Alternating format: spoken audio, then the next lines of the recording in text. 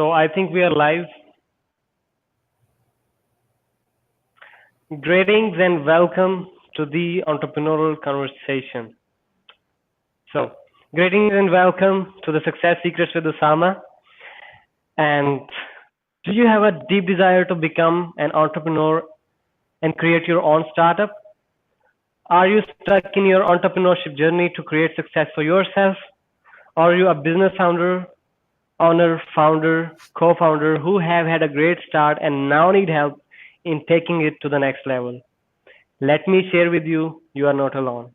In case you don't know me, my name is Mohammad Usama and I am from Toba Take Singh, Punjab, Pakistan, and I am the founder of Success Secrets with Usama. And today we have a very special guest with us. He is an entrepreneur. He is a founder of big companies. He is going to share his life success secrets and story with us today.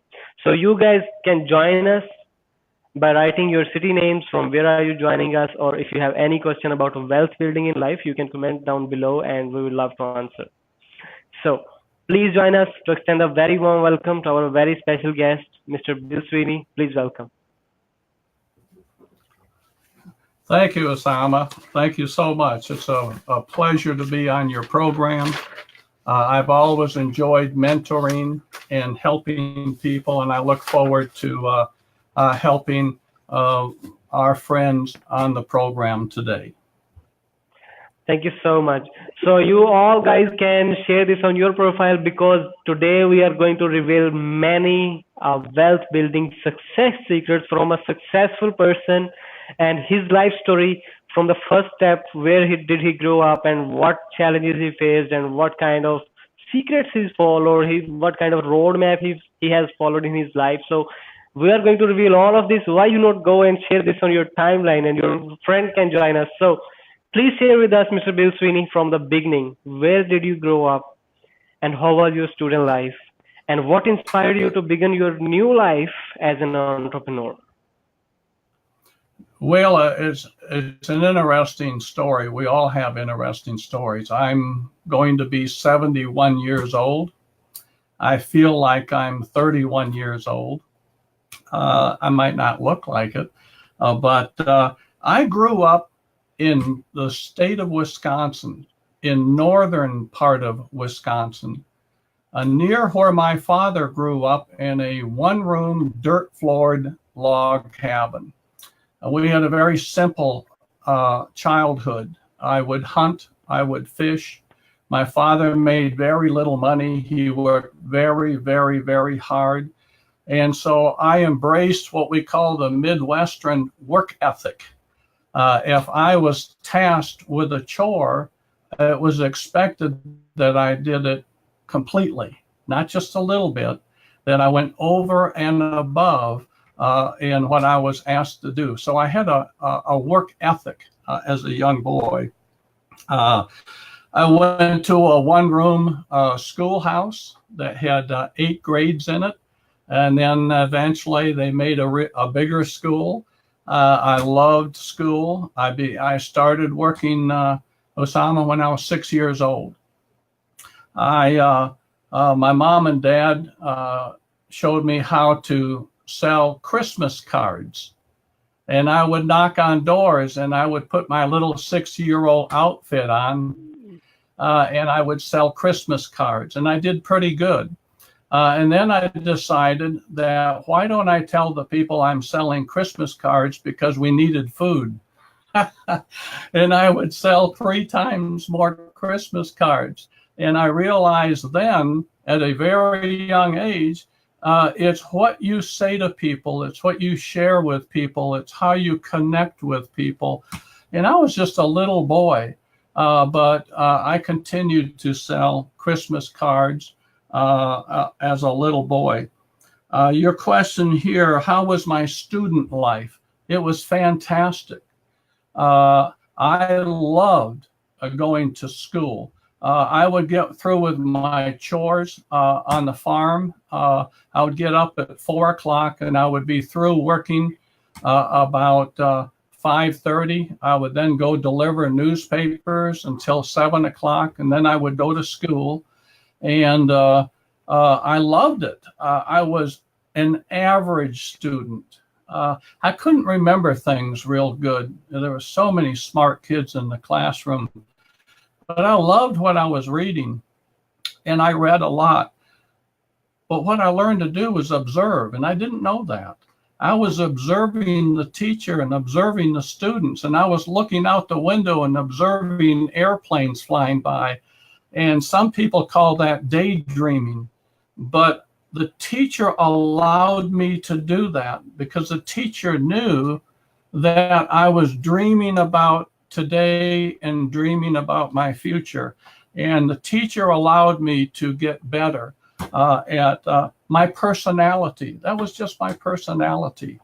I read the Encyclopedia Britannica from cover to cover 3 times by the 8th grade because I didn't like just words. I like pictures. I like observing the pictures, and I would pretend that I could visit Pakistan. I would pretend that I would visit Australia through pictures. And so I learned at an early age in my communication skills how to draw a picture in the conversation. And it was a kind of a game to me in a way. It was fun to talk like that. So I went from my elementary years to my high school. I graduated real quickly on a Tuesday night in Minneapolis, Minnesota. I walked off an airplane the next morning in Tampa, Florida, with a little satchel of my clothes. And I hitchhiked to the middle of the state, and I looked for a job, and I decided I should work at McDonald's because they didn't pay very much, but I could eat for free. So at least I was nourished. And that was the beginning of my working years after my youth. And I entered college, and I didn't do very good. I loved the classes. I loved the history. I loved the English. I loved all the things they were teaching me, but I couldn't remember them real good to take a test. So I didn't do very good in college. But I love the environment. I appreciate and I respect education. But that's a little bit about my student life. I did go on finally to get 4 degrees. I don't know how I did that, but I got a degree in business and then business management and business administration. And I got all those degrees because I loved the classroom, but I was a C student. I barely passed, but I still loved and respected education. But I did learn something that was interesting. Most of the teachers that were teaching me what to go learn had never done what they were teaching me to do. In my business classes, they had never built a company. In my economics classes, they didn't know how to build wealth. And so I left college knowing that I needed to learn from the real world, and I did. So that's basically how my youth went, Usama. And we have some more questions for me. I know. I'll turn it back to you. Thank you so much for sharing, man. So what was the amazing thing in your educational career? Well, I guess as I look back, the amazing part of my education was the realization that that the colleges and universities were teaching me how to make somebody else money, to go to work for a company and be an employee rather than the employer.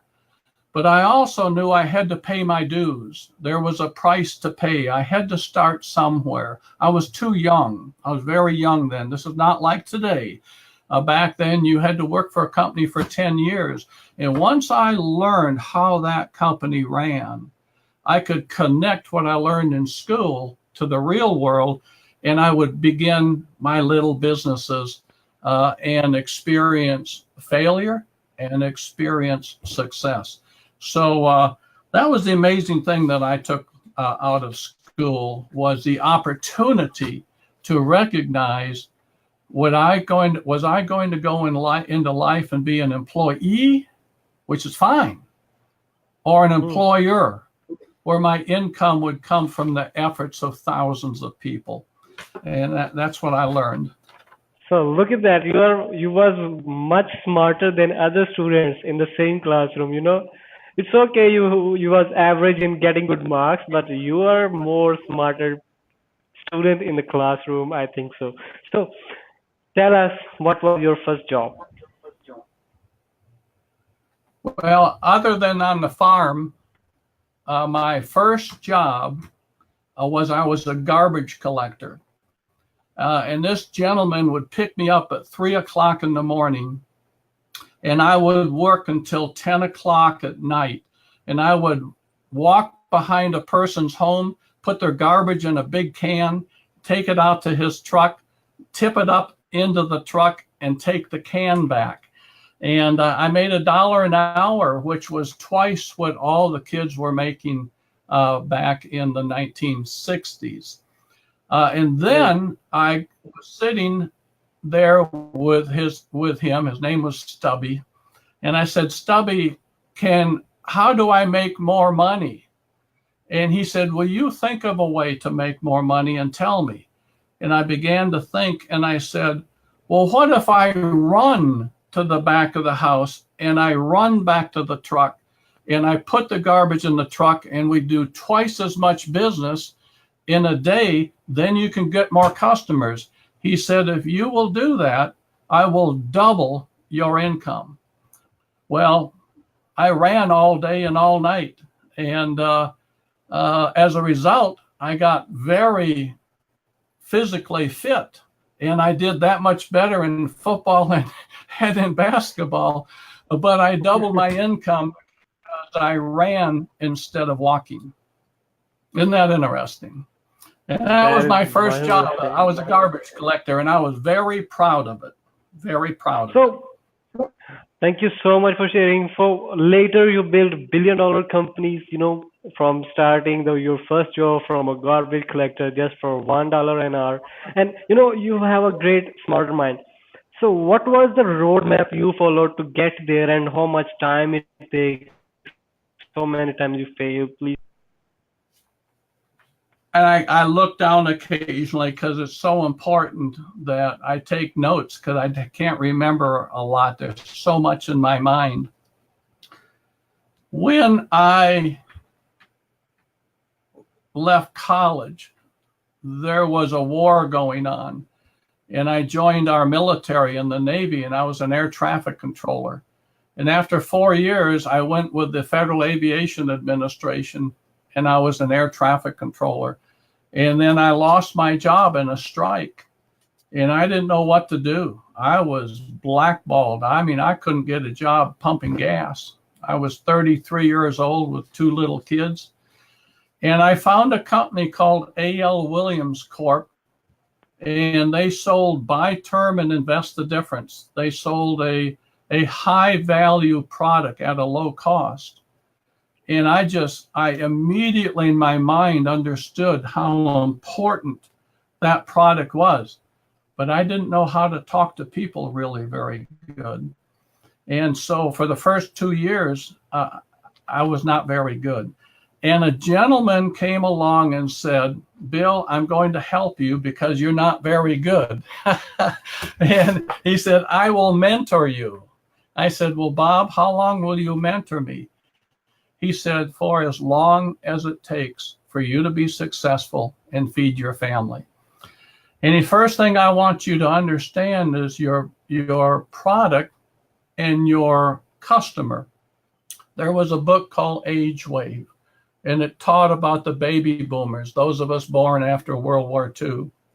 And if you take a product of value and you keep it out in front of the baby boomers as they age, you will do very well. And then us baby boomers got older, and then the millennials came along, and I've had to find a product where I could keep it out in front of the millennials, a product of value that had worth. and then it's Gen X, and then soon to be Gen Z. You keep your product in front of the people that you want to share it with. That was one of the more important things. The number two thing that my mentor taught me was, you are not a salesman, Bill.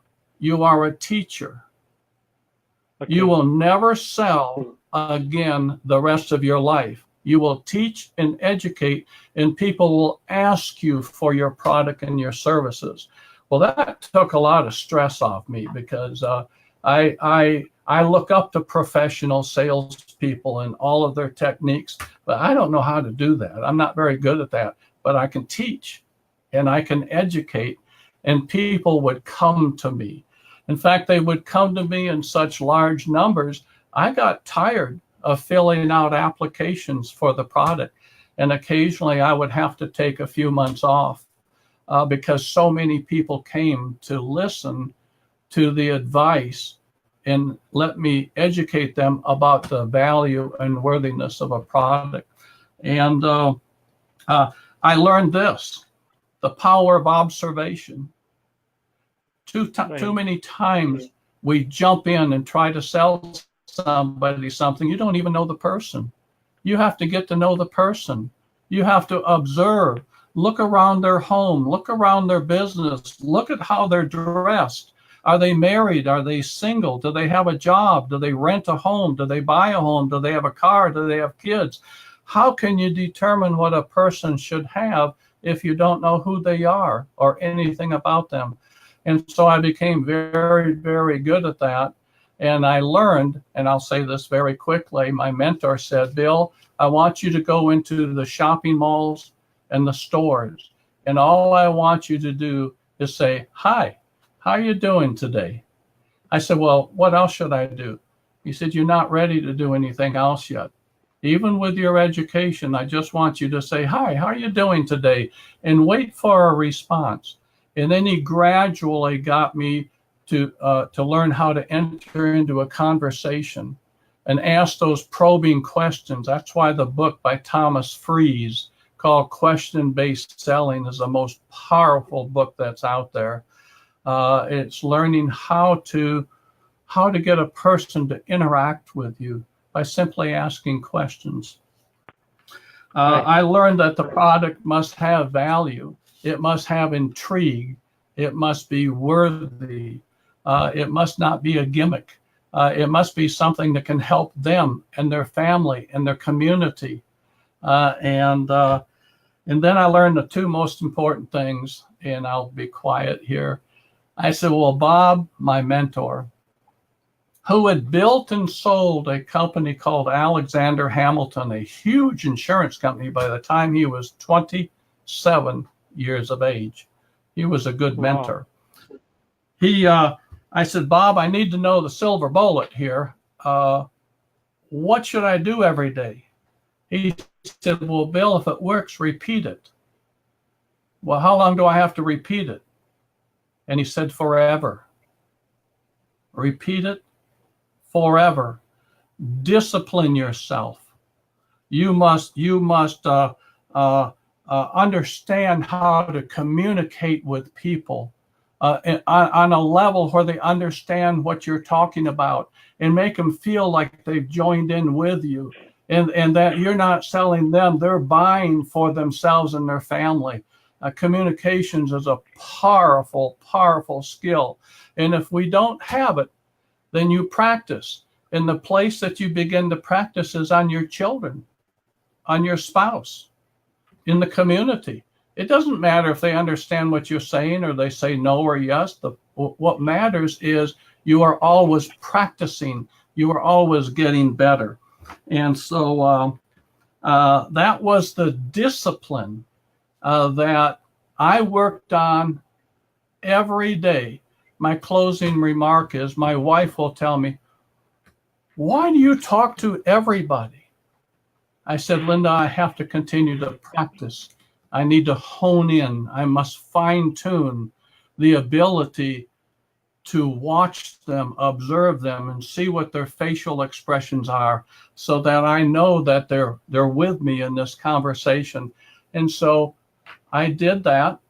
I taught that. We practiced, we role played, and I began to mentor and build people that weren't as good as me. They were far better than me. I knew I had to surround people that had a lot more ability than I have. And over the years I did. And so my success did not come from me. It came from them.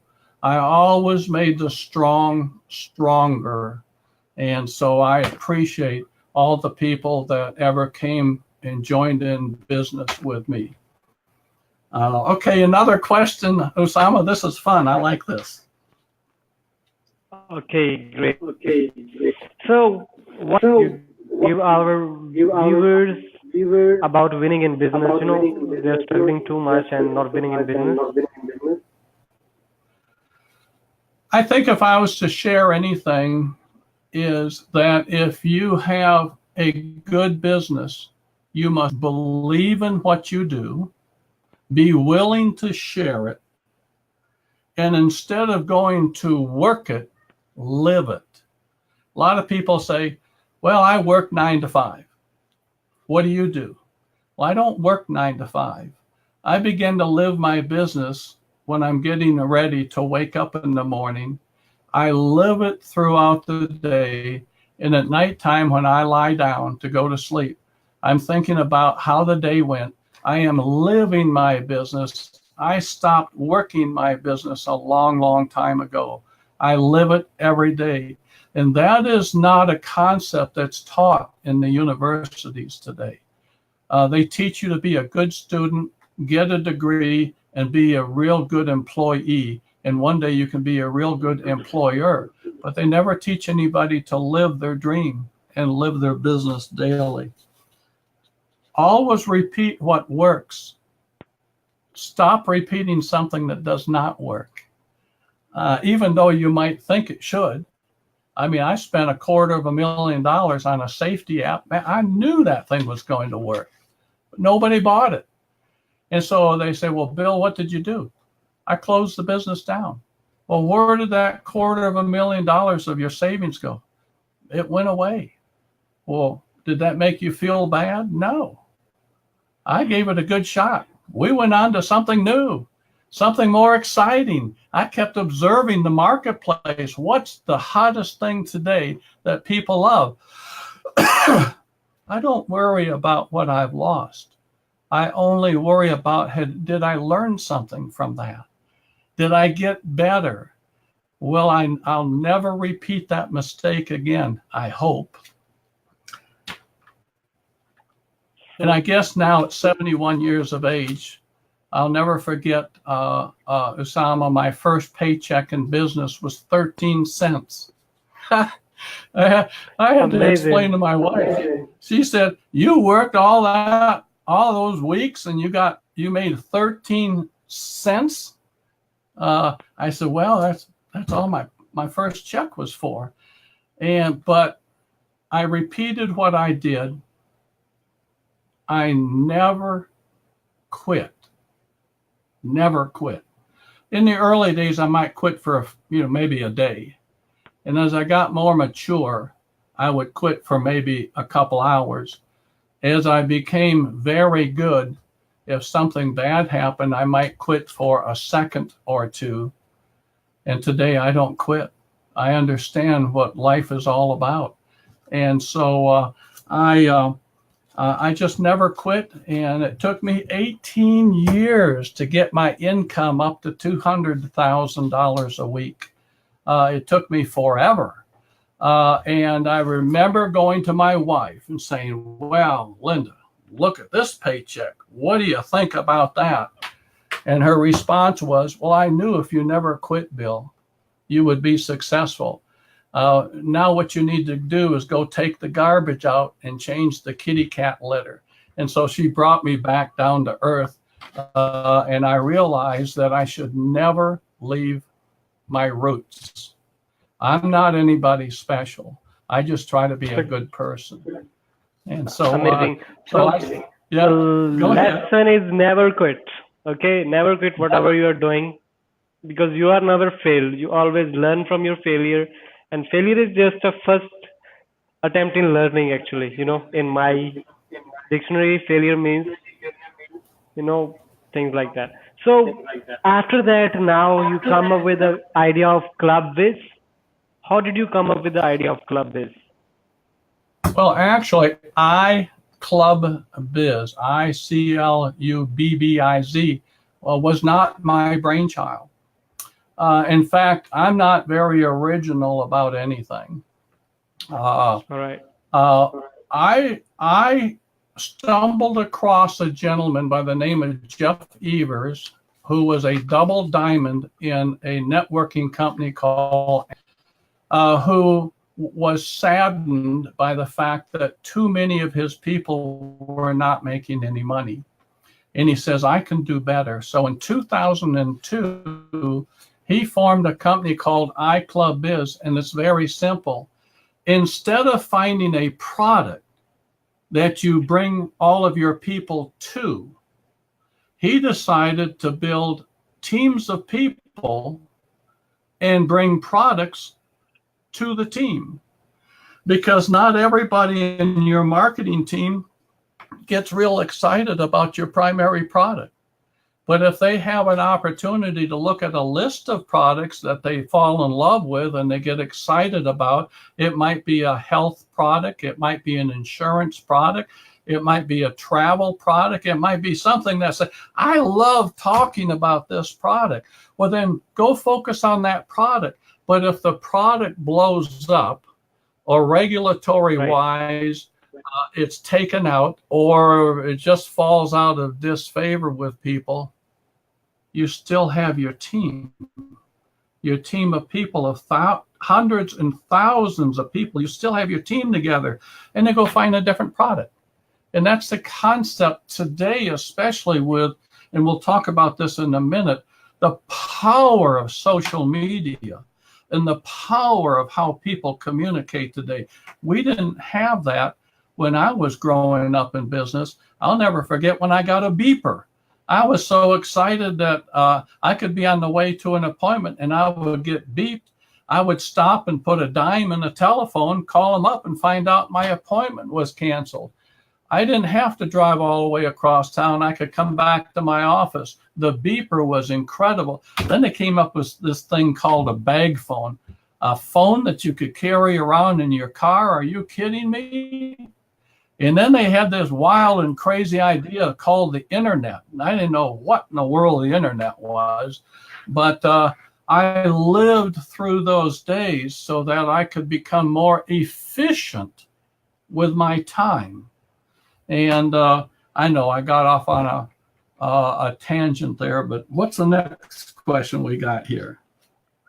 So we got our viewers. They are asking about what do you know about communication skills? Please put her name in the screen. Samra Said asking, what do you know about communication? First of all, there are some wonderful resources out there, but it's not just good enough to read about them. You have to practice them. And so again, Thomas Freeze, F like Frank, Reeze, was a book about question-based selling. I found out that you don't go to a person and shove your product down their throat. What you have to do is you have to learn how to enter into a conversation with them. And question-based selling is important, isn't it, Usama? Right, exactly that is. See, I ended my sentence with a question, and you shook your head and you agreed. Now all of a sudden, that little bit of aura that protects you is beginning to melt away. And we are becoming one, and we are going to join into a conversation. You are trusting me, you are intrigued, and until you can open your mind, I'm going nowhere, and neither are you. And so communication skills can be very simple. They got great big thick books, and so I boiled it down. And if I was talking with you, I would say, Usama, you are a sharp-looking gentleman. Are you going to school now, or have you attended the university? And I asked a probing question. And you're proud of what you have done or you are hoping to do, and we will enter into a conversation that's important about you. It can't be important about me. It must be important about you. Right. And I'll find out by asking. I said, I see you don't wear a ring. Are you still single, you rascal, or are you married?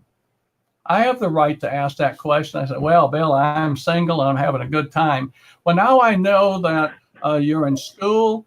I'll find out if you're married. I'll find out if you're renting or you're buying a home. I'll find out if you have a job. I'll find out if you love the job. And I will begin to ask in my general conversation fun little probing questions, and I'll smile. And I'll also take away any fear of this discussion by sharing with you my answer. Well, I've been married 50 years. My kids are growing up. That's going to happen with you.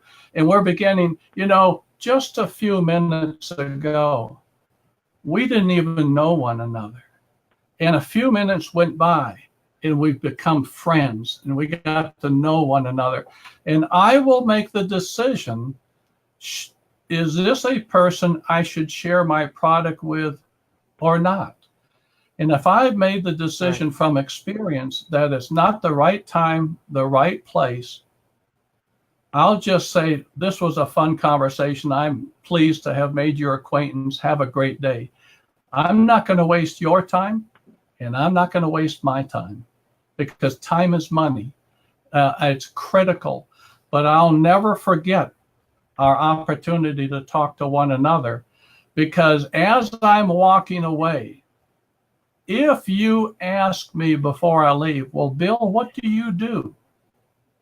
Now everything changes. Now I don't have a customer. I may have a teammate. As young as you are, I may have a teammate who has an interest and they're intrigued. And I might say, well, Usama, I tell you what, this is not the best time or place to share with you what I do and how I build companies. But if you'd like to have a cup of coffee, let's set an appointment right now when we can sit together, and I'll teach you how to build companies and build success. And that is a skill of communications, and it can't all happen at one sitting. It takes time. And after a while, just like a lot of them say, Bill, can you please teach me how to build wealth? And I say, I will, if you are willing to listen and do what I share with you, just as I was taught. My mentor would hold me accountable. He wouldn't call up and say, Bill, how are you doing? He would call up and say, what have you accomplished today? Tell me about your day. Tell me about yesterday. He wasn't interested in how I feel. He wanted to know, what was I accomplishing? And I needed to be held accountable. At my age today, I need to be held accountable. And guess who holds me accountable? My wife.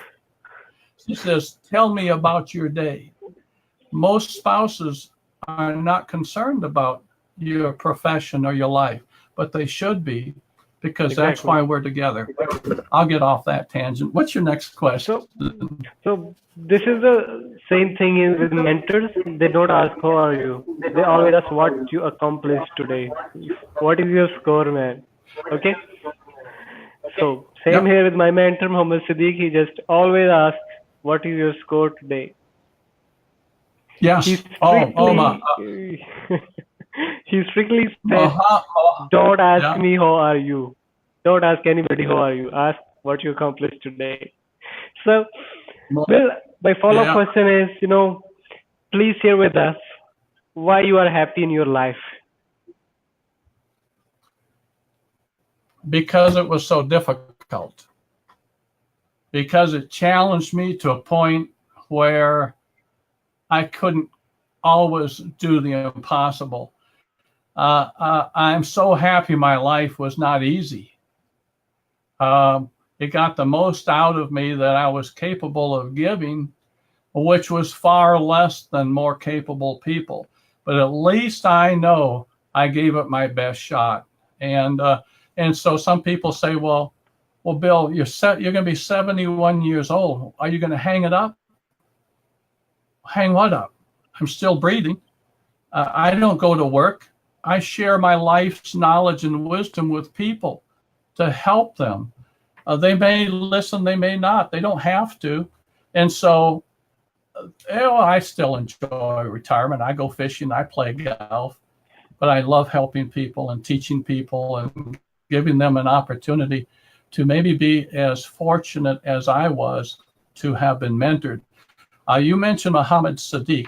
That is probably one of the most extraordinary professional people I have ever met in my lifetime. And he lives in Atlanta, which is 2 hours from me. He's an incredible, incredible man. I just wanted to put that plug in for Muhammad. Thank you so much. What's the next? So, in your opinion, how the positive use of social media can help our youth to grow in a positive way, in a business manner, to achieve more actually? In this day and age, not when I was, it is absolutely everything.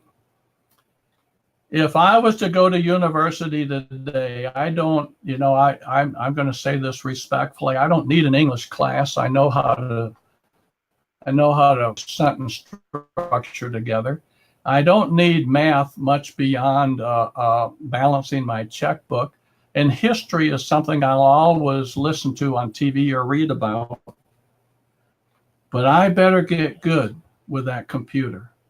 And if I'm not good and I'm only fair, I employ people around me that are really good, because social media is how the millennials, especially the Generation X and the Generation Z, communicate. I can look at my son, who's an enterprise architect, and he is brilliant in social media, having come from Microsoft, worked out there in Redmond, Washington, I think. His communication skills lack a little bit, but his social media skills are powerful. And and I can't fight that. Don't fight it. It's the way it is. And if your kids are sitting on the couch and they're playing on their tablets, don't fight that. Make sure that they sit at the dining room table for supper and they are communicating. Make sure that they get their homework done, but don't give them a hard time about gaming or about learning about social media, because that is how you move product to the consumer. It's the way it is. The young people today, they don't go to the mall.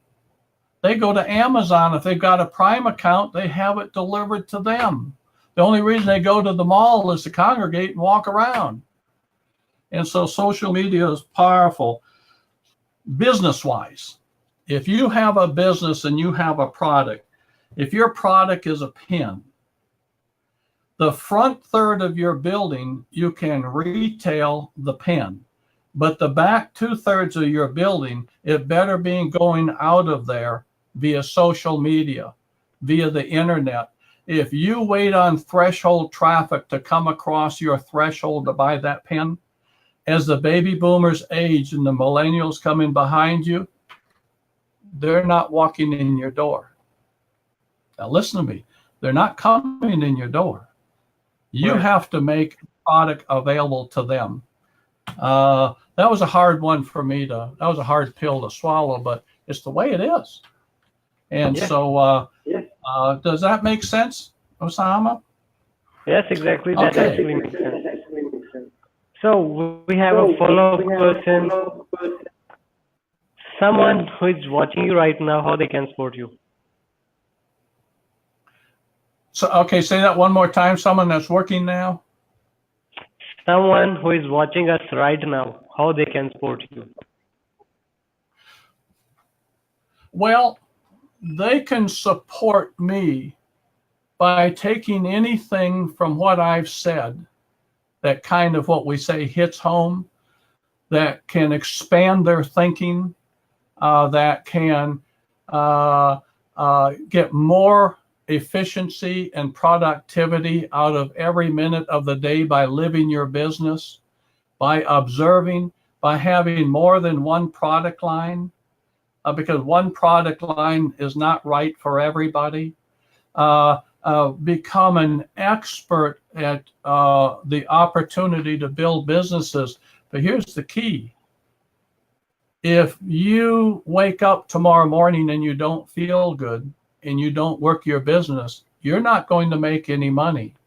But if you can build a team of independent people that also will go ahead and talk with people like you do and bring products to them, and your income is tiered, just like in the insurance world. When someone sells you an insurance policy, like for your car, a whole bunch of people got paid. It's tiered compensation, direct sales, tiered compensation. You want to make sure that you posture yourself in life, if you so choose, that your income comes from the efforts of many. So how can they support me? Gosh, if they ever want to talk to me, I guess if I could, is my email available out there? You know me, Usama, I'm willing to talk or share communications with anybody. I love doing that, and I'll do it as long as I'm That's breathing. awesome. So the word is they can connect with you and have a conversation with you if they want to support you. That's what you want to say, right? Yeah, do I put it in the chat thing here? Yeah, you can put it. Our producers here will place it on the screen. So what would you like to say as a final word? That's pretty neat. What I would like to say is that between birth and death, you have a life to live.